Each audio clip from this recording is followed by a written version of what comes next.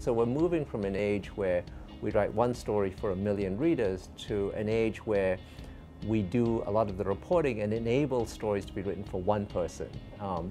The structure of narrative, I think, is going to change a fair bit. I think that that combined with, if you like, interactivity and data visualization means that the experience of getting information is going to change quite a lot.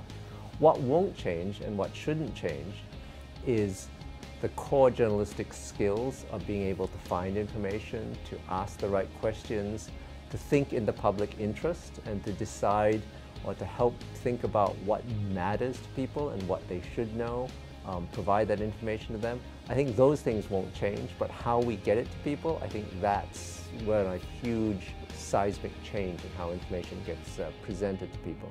The future of journalism, I think, is collaboration now. It's no longer an industry where you sort of send the foreign person into Hong Kong and China to talk a little bit about and send home a dispatch about what's going on. You work with people with all different backgrounds and different languages and all different skill sets, from photography to video to text to research, to put out something together and collaboratively. So we are looking for people that can do that can work well with other people, that have all of these different skills, and that can synthesize all that together into something that the public wants to read.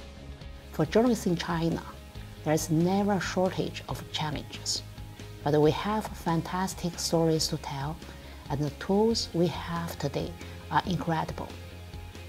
Mobile enlarges the reach of our stories.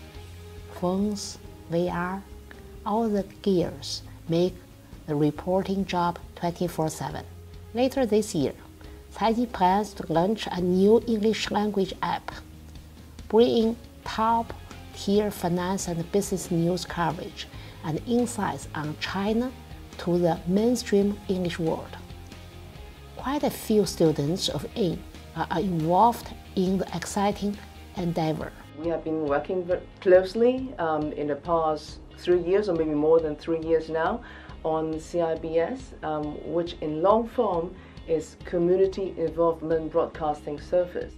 And we invite people from the public, the communities, to apply for their own airtime to produce radio shows on RTHK DAB. We provide our airtime to you. We already have our own transmission facilities, and we even subsidize people to produce the show. We have so far produced more than 2,000 hours of programs and broadcast on air. About over 100 groups, including NGOs, including private companies, hundreds and thousands of individuals being involved in the production. It takes an enormous amount of investment to develop these technologies. Once they're built, you don't just leave them, they need constant updating, maintenance, refinement. And really it is then also freeing up the people to do more. I think increasingly readers don't just want to know what happened, of course they want to know why, and they want to know the context.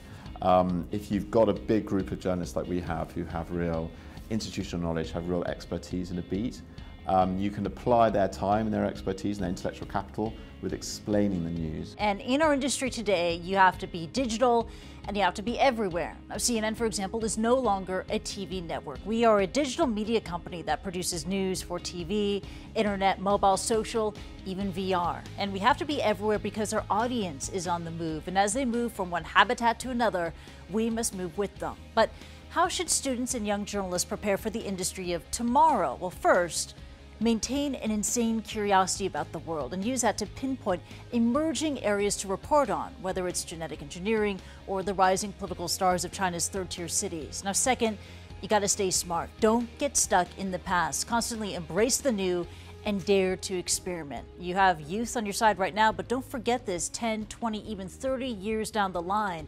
Embrace new technologies always. And lastly, don't undersell journalism. Our industry doesn't exist to merely chase traffic and eyeballs. And part of being a journalist means trying to change the world for the better. So don't make it a race to the bottom, but an opportunity to bring about much needed change.